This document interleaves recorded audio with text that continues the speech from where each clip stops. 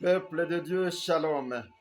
Le témoin de Branham revient encore une fois pour partager la parole avec vous. J'ai l'objectif de vous atteindre partout où vous êtes, par ces moyens d'Internet, que ce soit par Facebook, par WhatsApp, par YouTube, par TikTok, par X. Je vais vous atteindre. Mon problème est que ce message atteigne même une seule âme. Et là, je serai content. J'aurai rempli ma mission sur la terre. Parce que je suis venu au temps de la fin, là où Dieu a revêtu la chair, là où Dieu a pris la chair d'un homme pour qu'il puisse exprimer ses attributs. Alors les témoins de Branham, qui a été appelé pour applaudir Branham, pour élever l'étendard, le nom Branham, Maron Branham, il est présent. Il doit partager cela avec vous. Aujourd'hui, je salue tout le monde, tous les enfants de Dieu, tous les Branham, tous les témoins de Branham qui élèvent l'étendard comme moi, partout où ils se trouvent, que ce soit au Bénin, que ce soit au Togo, que ce soit en Angola, que ce soit en Europe, que ce soit en RDC, en Amérique et partout au monde. Je les salue, et particulièrement les témoins de Branham au Rwanda qui m'aident à élever le nom, l'étendard Branham, Aaron Branham, à l'occurrence la sœur bien-aimée Perpétue Branham et sa famille. Je vous aime. Les bien-aimés Pacifique, là où il est à Kibouye, je t'aime. Les bien-aimés Sanganira, où tu es, partout petit, tu peux te trouver, je t'aime, témoin de Branham. Les bien-aimés Sef Robistin, je t'aime partout où tu es. Les bien-aimés Nwali Blaise, partout où tu es au Rwanda, shalom à toi. Les bien-aimés Shalom Mugisha, la bien-aimée Sere Ngabirelea, la bien-aimée Marthe Ichirezi, les bien-aimés Tom Koy Mihigo, les bien-aimés Irag et Joseph, partout où vous êtes. Et toi, Prince Kiongozi, là où tu es, puisque tu aimes Branham, même si tu n'as pas encore revêtu ces noms-là éternels, mais je vous aime, que le Très-Haut vous aide. Chers tous, je viens partager un petit sujet intitulé l'incarnation, bien sûr, au temps de la fin. C'est ça mon objectif. C'est ce que je veux que tu comprennes. Parce que si tu n'as pas compris les fondements, tu ne sauras pas comprendre l'état, c'est-à-dire la charpente. Tu ne sauras pas comprendre comment la pire des fêtes est venue. Tu ne sauras rien comprendre de Branham. Il faut que tu comprennes ce que Dieu fait au temps de la fin. Il faut que tu comprennes ce qui se passa dans la cabane de Kentucky le 6 avril 1909. Oh, que quand tu comprendras cela, tu sauras ce que Dieu est en train de faire avec les témoins de Branham. L'incarnation. Et je prends le sujet intitulé Dieu et l'homme sont devenus un ici. Je vais le lire pour votre intérêt, pour que je puisse vous aider à élever votre foi, que tu puisses adorer ce que tu connais, que tu sois un vrai adorateur. Les vrais adorateurs adoreront Dieu en esprit et en vérité. Alléluia. Je suis le témoin de Branham au Rwanda. Je vais lire dans Christ et le mystère de Dieu révélé, paragraphe 474. Ça, c'est Branham. Je vais voir qui va tenir tête pour contredire Branham aujourd'hui. Je sais qu'il y a des pasteurs qui vont par-ci, par-là, bouffer des dîmes là où ils vont, s'appeler des apôtres et des ministres par excellence parce qu'ils sont éloquents, mais qui ne comprennent pas ce que Dieu fait au temps de la fin. Ils disent, Dieu s'est personnifié. Mais comment? Expliquez maintenant aux enfants de Dieu comment Dieu s'est personnifié. C'est terrible, mais vous allez suivre. Tenez oreille.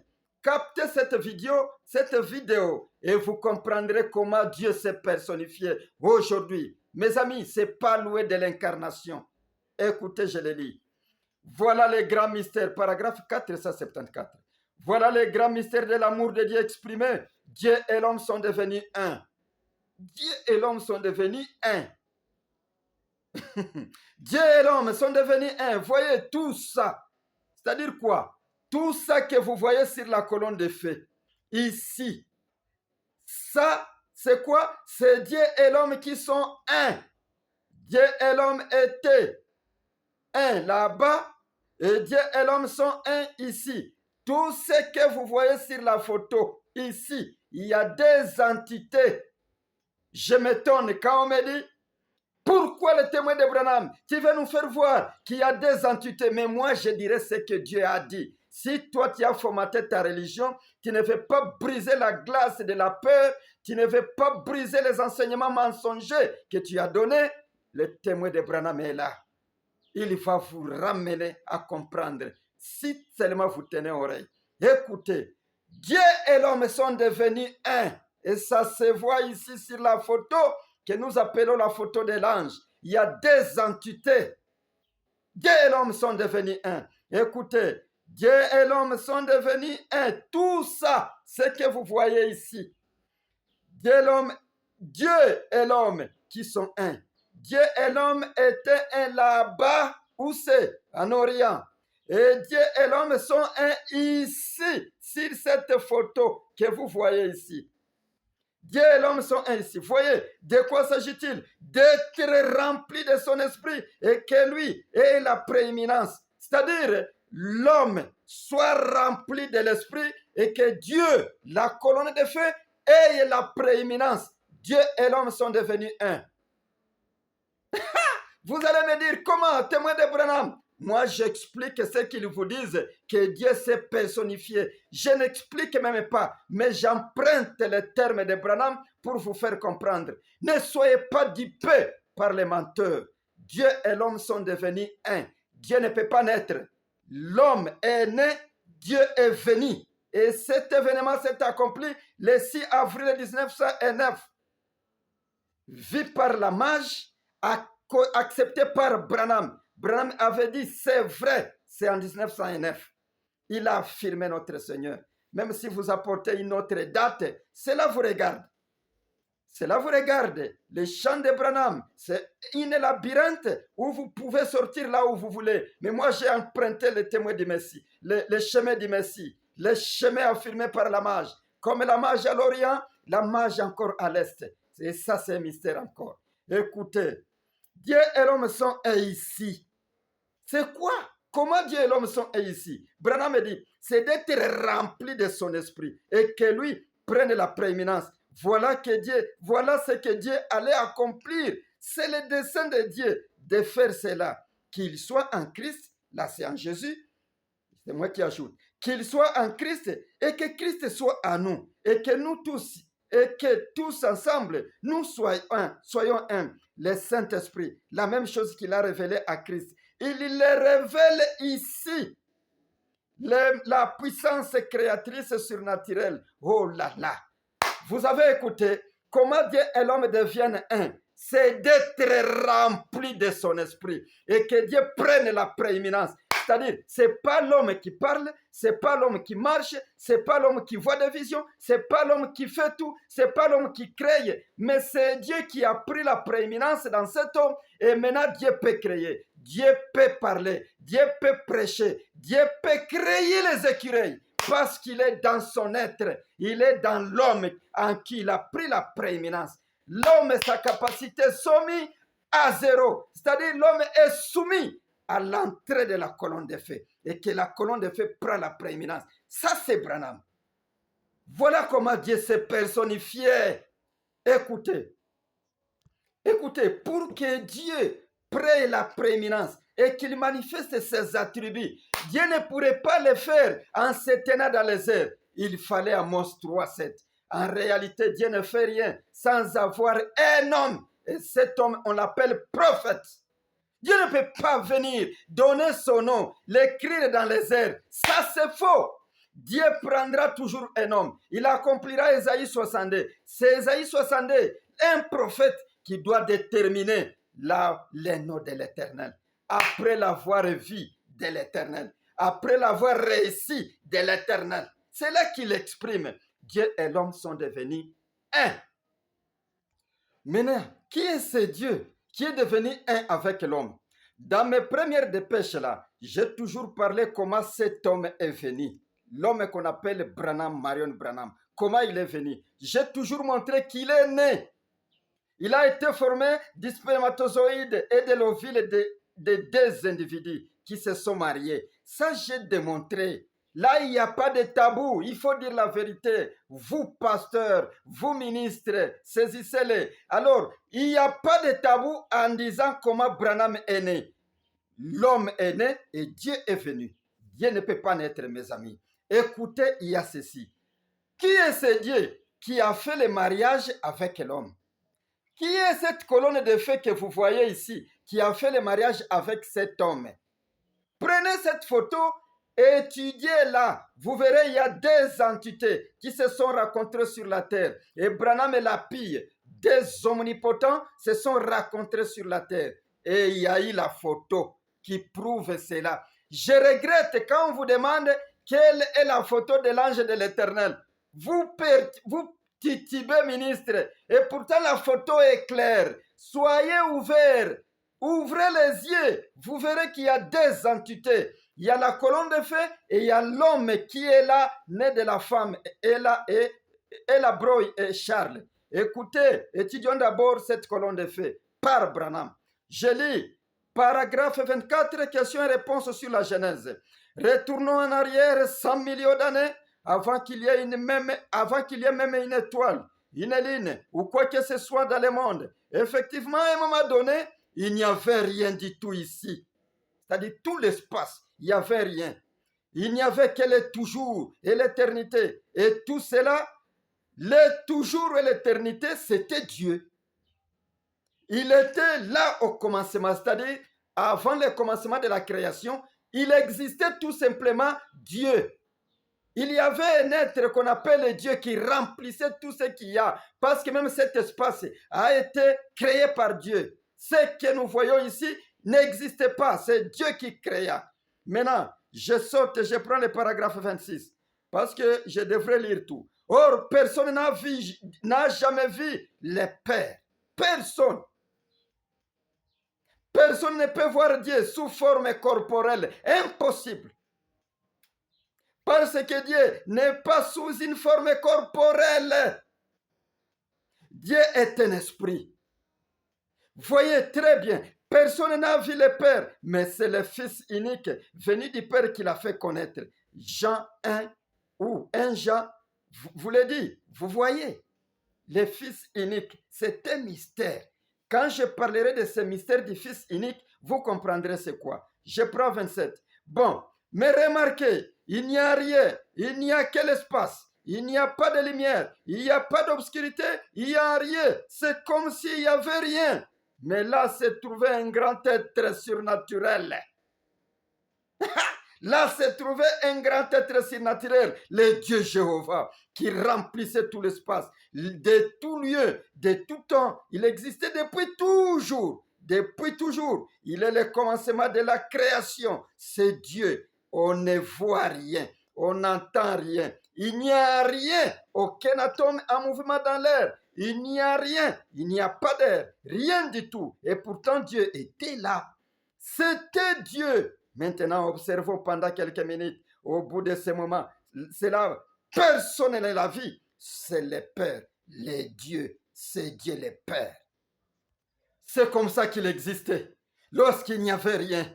Mais personne ne pouvait le voir. Mais aujourd'hui, Branham nous dit, c'est à cause des yeux surnaturels qu'on peut voir Dieu. Parce qu'il n'est pas sous une forme corporelle. Retenez cela, mes amis. Vous qui allez suivre cet audio, cette vidéo. Suivez. Je lis le paragraphe 28. Maintenant, remarquez, et puis au bout d'un moment, je commence à voir une petite lumière sacrée qui commence à se former comme un petit halo ou quelque chose comme ça qu'on ne peut voir qu'avec les yeux spirituels. Branham, l'aigle, puisqu'il a les yeux d'un aigle, il voit très loin, des billions d'années, il voit comment Dieu a formé le Fils unique. Parce qu'il était tout, il remplissait tout. Maintenant, il commence à voir un halo ou quelque chose comme ça qu'on peut voir qu'avec des yeux spirituels. Jamais tu ne peux pas le voir avec les yeux humains de ces éléments. Non, ça n'appartient pas à Dieu. Écoutez maintenant la suite, paragraphe 30. Donc personne n'a vu Dieu. Et ensuite là, ce que nous commençons à voir, grâce à des yeux qui peuvent regarder dans le surnaturel, nous voyons se former une petite lumière blanche là-bas. Qu'est-ce que c'est? c'est ce qui a été appelé par les lecteurs de la Bible logos, ou les oins, ou l'onction, ou ça, ou là. C'est ce que j'allais dire. La partie de Dieu qui a commencé à prendre une forme, en fait que les êtres humains puissent en quelque sorte se les représenter. C'est-à-dire, Dieu voulait premièrement se rendre visible sous une forme spirituelle, en fait que ceux qui ont les yeux spirituels puissent se les représenter, puissent se les voir. Ah, c'est comme ça que Dieu. C'était une petite faible, une petite lumière qui s'est déplacée. C'était la parole de Dieu. La première chose qui apparaît, qui vient du néant, Dieu se créa une petite partie, un halo, pour que ceux qui ont les yeux spirituels puissent se les représenter. Mais aujourd'hui, la caméra, la vie, ceux qui ont les yeux spirituels à ce moment-là puissent se les représenter. Et alors, c'est la première partie qui fut créée. C'est le premier corps où Dieu s'est tenu. Dieu s'est condensé et forma une petite lumière là où il était. Un halo. Vous allez comprendre cela si c'était ça le sujet. C'est ça la première créature de Dieu. Là où Dieu s'est représenté lui-même pour que le spirituel puisse le voir. Est-ce que Dieu change? Hébreux 13:8 nous dit, Dieu est le même hier, aujourd'hui et éternellement. C'est-à-dire ce qu'il fit dans des billions et des billions of years, billions of years. Dieu ne change pas. Ce qu'il a été à ce moment-là, is the same. C'est comme ça qu'il est aujourd'hui. Ah, glory to you, brother. Écoutez ce que, avec les yeux spirituels, vous pouvez voir. Mais ce que la caméra aussi a capté aujourd'hui. Écoutez, or Dieu a donné lui-même naissance à ses fils, qui existaient avant même qu'il y ait un atome ou de l'air pour produire un atome. C'était, vous voyez, Jésus a dit, glorifie-toi, glorifie-moi Père, dans la gloire que nous avions avant la fondation du monde. Vous voyez, c'est tout là-bas. Vous avez compris? Quand cette lumière est apparue, c'est Dieu qui donne naissance lui-même à ses fils qui existaient avant même qu'il y ait un atome. C'est la première chose qui fut visible par les yeux spirituels. C'est-à-dire vos yeux là, de ces éléments, ne pourraient pas les voir. Premièrement par les yeux spirituels. Paragraphe 33. Alors, donc là-bas, quand ce petit halo se forme, bon, nous ne voyons encore rien, mais c'est uniquement grâce à des yeux surnaturels que nous voyons un halo. Qui le voit Branham, qui a les yeux surnaturels, les yeux de l'aigle. Nous voyons un halo. Là, ça, c'est le Fils de Dieu, les logos. Là, je peux le voir en train de s'amuser comme un petit enfant devant la porte du Père avec toute l'éternité. Voyez, et voilà que dans son imaginaire, il se met à penser à ce que les choses allaient être. Et je peux l'attendre dire que la lumière soit.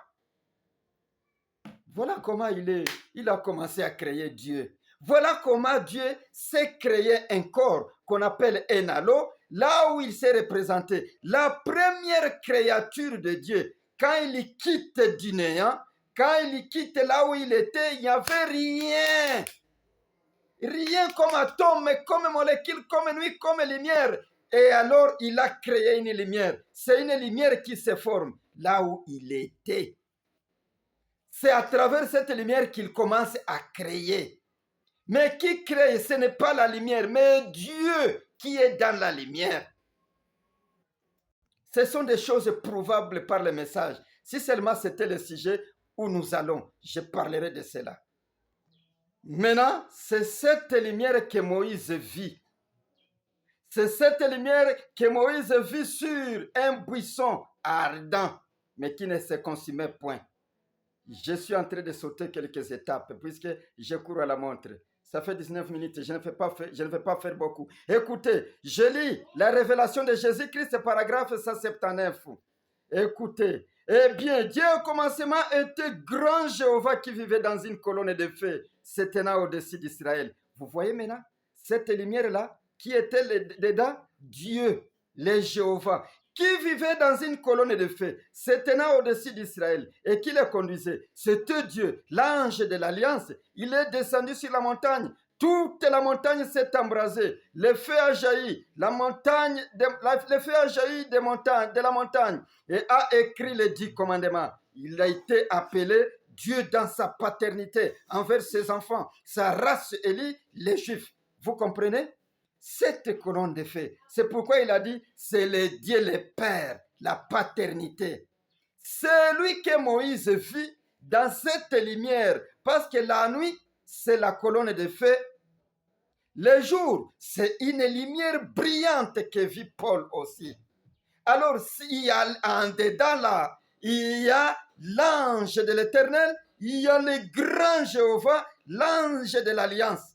On pourrait voir cela. Écoutez, c'est lui que vous voyez sur la photo, la colonne de feu. Écoutez maintenant. Écoutez comment les étapes, le Dieu puissant, qu'on ne pouvait voir que par les yeux spirituels, il va se rendre visible. Maintenant, là, on commence à parler de la personnification. Dieu se personnifie. Et le terme personnifié, d'abord, cherchons cela dans les dictionnaires. Là, vous comprendrez ce que les gens sont en train de dire dans une métaphore sans comprendre ce qu'il y a. Écoutez. Ou soit on abandonne ça pour ne pas tarder. C'est personnifier, c'est-à-dire se faire homme. Et descendons ici. Je vais vous montrer que veut dire Dieu se personnifié. Dieu et l'homme sont un, étaient un là-bas. Dieu et l'homme sont un ici.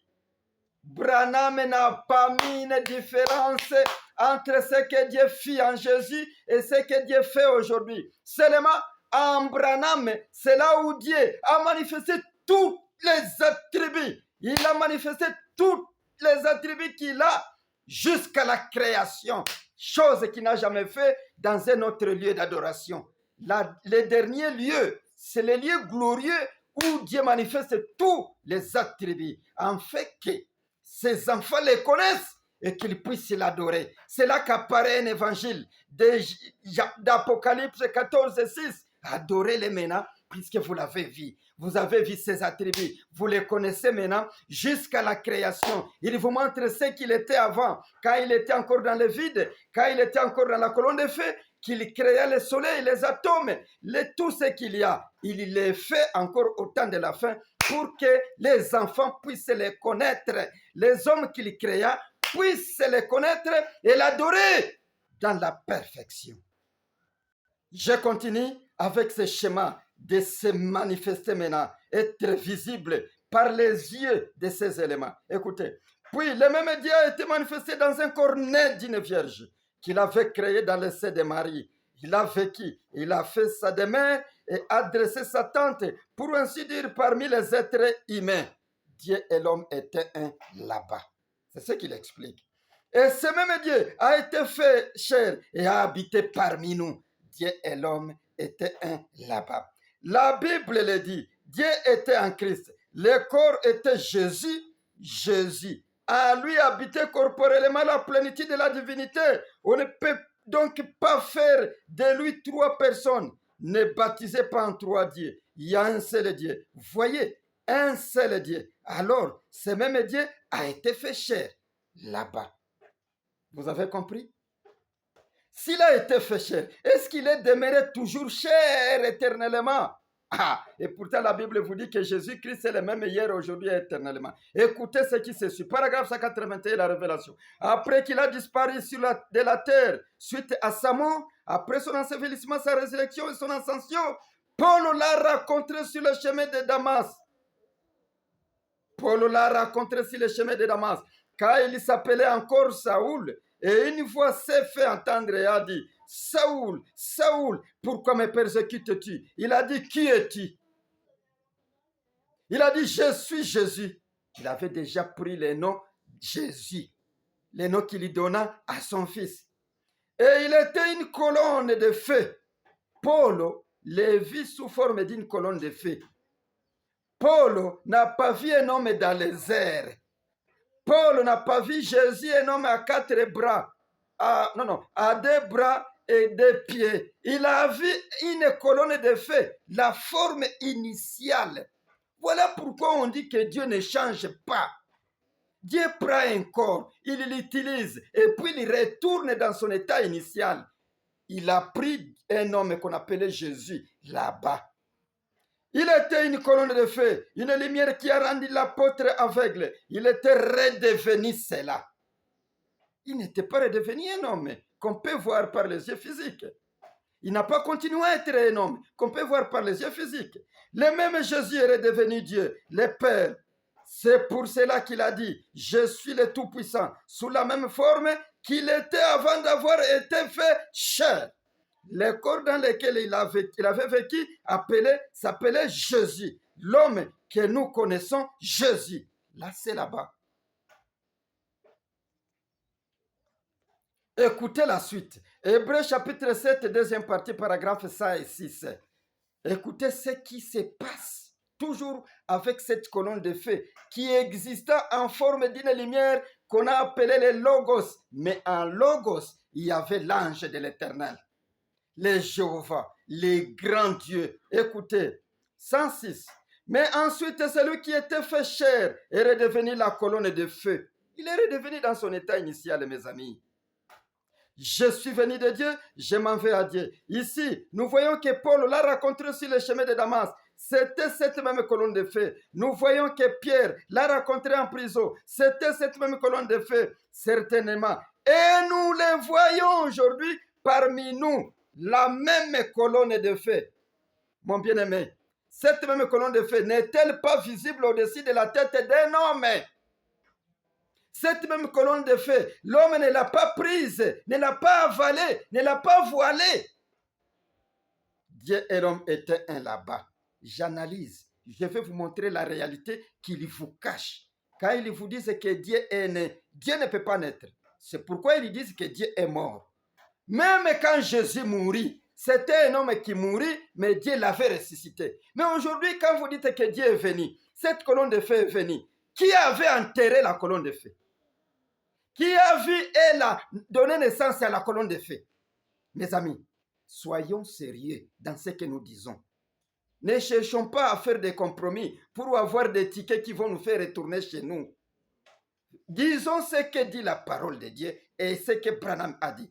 Écoutez, et nous les voyons aujourd'hui parmi nous, la même colonne de feu.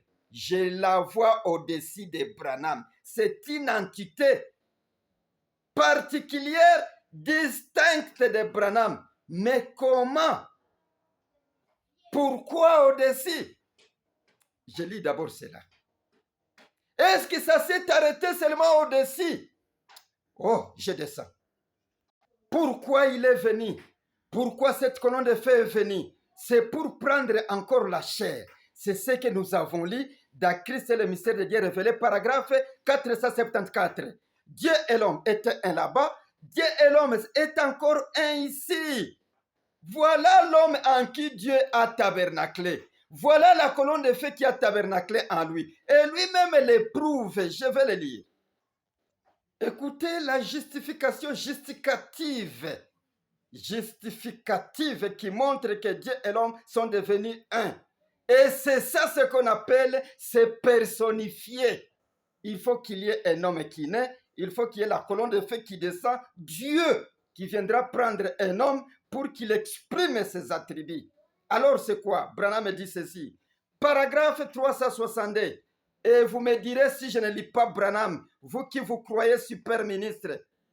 Écoutez, cette colonne de feu visible qui a été prouvée par la science, il y a bien des années, quand j'étais un petit garçon, elle m'a parlé. Elle m'a dit que j'allais vivre ici même et ce qui allait se produire. Je vous en ai parlé. Et puis, un jour à la rivière, avant le début de ce ministère, lors du premier réveil, il est apparu dans les cieux et il s'est identifié et a donné la commission. Pendant toutes ces années, j'ai tenu cela caché dans mon cœur. Voilant, voiler, le verbe voiler, pas dévoiler. Pas voilà pour faire montrer, pour dire le verbe voir. Voiler. Voilà Christ. Il dit, toutes ces années, je tenais caché cela dans mon cœur. Voilant Christ, la même colonne de feu qui interprète la parole. Voilà que cette colonne de feu au-dessus de lui, qui interprète la parole. Tel que promis, ça a été promis que Dieu viendrait prendre la chair. Et cette chair les voile Dieu. Et ça s'est réalisé au temps de la fin par Branham, Marion et Branham. Le 6 avril 1909, je le répète, parce qu'il a dit, c'est exact. Dieu ne peut pas mentir. C'est vous qui vous compliquez avec des choses là. Le 6 avril 1909, il est venu. La mage a témoigné. La mage a vu ça comme à la première venue. Ainsi, Branham a affirmé, c'est exact. Écoutez, la colonne de feu est venue, l'homme est né. La colonne de feu est venue, l'homme est né. Cette colonne de feu a été voilée par cet homme. Voilant Christ, comme il l'avait promis dans Luc 17:30. Dieu ne fait rien sans avoir un prophète. Dieu avait quelle mission? De révéler son nom. C'est pourquoi l'homme vous dira, j'allais vous lire beaucoup de choses. J'allais vous lire même comment il a protégé cet homme. Il l'avait protégé. S'il ne le protégeait pas, alors cet homme tomberait aussi dans le péché comme vous et moi. C'est pourquoi il l'a protégé, ne bois pas, ne fume pas, ne suis jamais ton corps, car je ferai de toi quelque chose, je vais faire avec toi une mission quelconque ou quelque chose. Je vais me révéler, je vais révéler mes attributs pour que mes enfants me connaissent et pour que mes enfants adorent dans les noms que je leur donne. L'homme dit quoi? J'allais vous lire dans la vision de Patmos où il est dit, paragraphe 252, les deux omnipotents se rencontrent sur la terre. Quels deux omnipotents? Des entités. La colonne de feu où il y a l'ange de l'Éternel et l'homme qui est né par le mariage, qui vient du mariage par l'homme et la femme.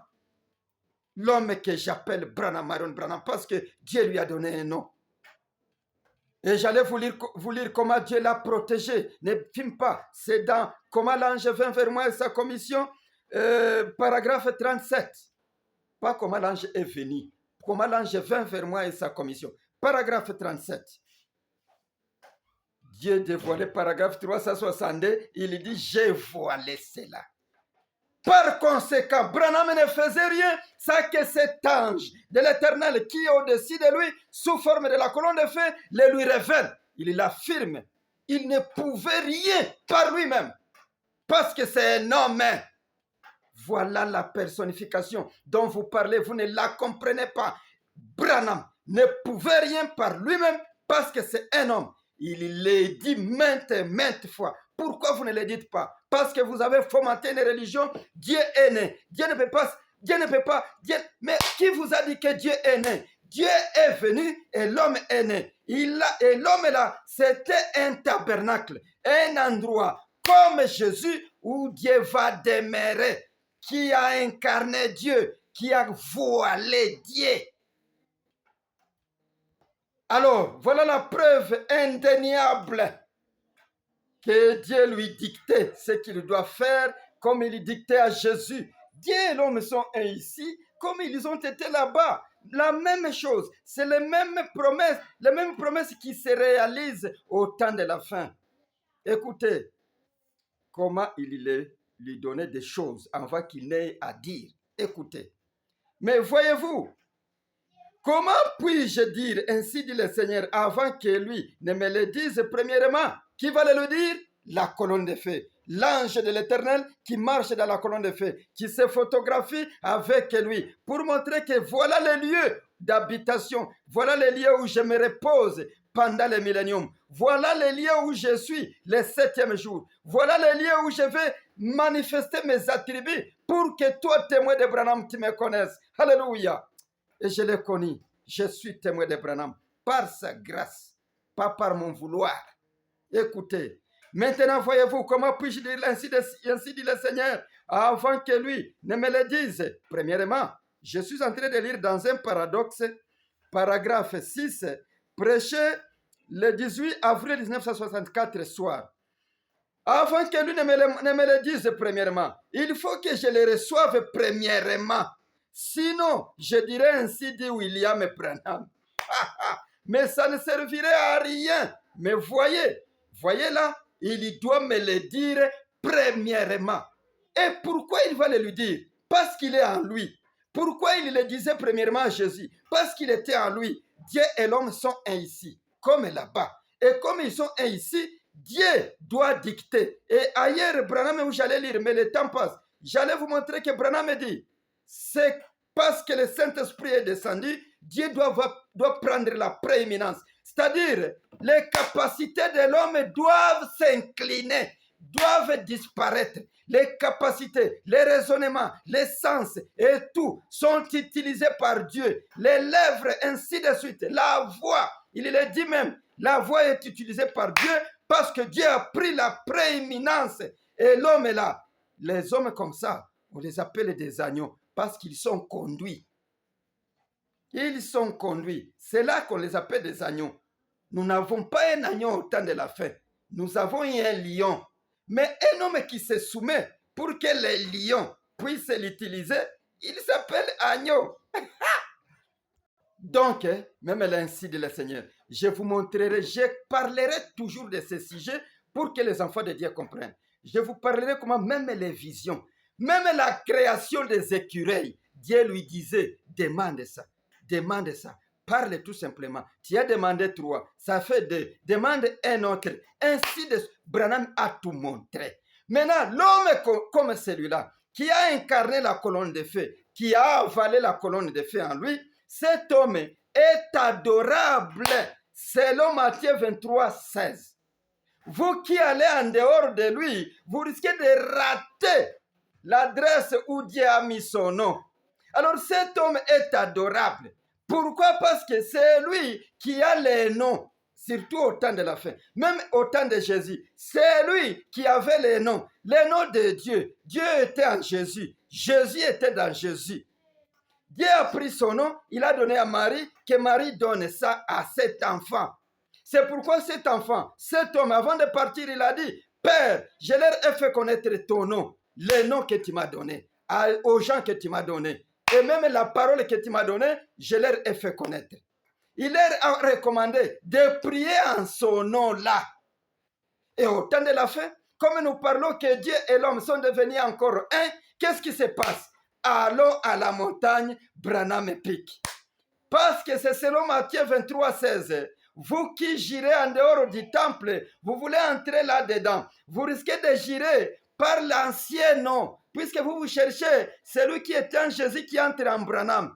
Ce n'est plus Jésus qui entre en Branham. Ce n'est plus le nom de Jésus qui entre en Branham. C'est les 3 mots nobles que Dieu lui donna lorsqu'il entra en contact avec l'ange, avec cette colonne de feu. Quand il vit cet être qui marche dans la colonne de feu, puisqu'au temps de la feu, Dieu s'est dévoilé, Dieu s'est laissé voir. Et il le voyait même dans l'assemblée, mais dans la vie. Billy Paul l'a vu. Et il a demandé pourquoi. Il a dit non, puisque je vais travailler, vous allez travailler avec moi. L'ange a voulu que tu puisses me voir, pour que tu témoignes les dieux que tu as vus. Mais vous témoignez, vous êtes même apôtre d'un Dieu que tu n'as jamais vu.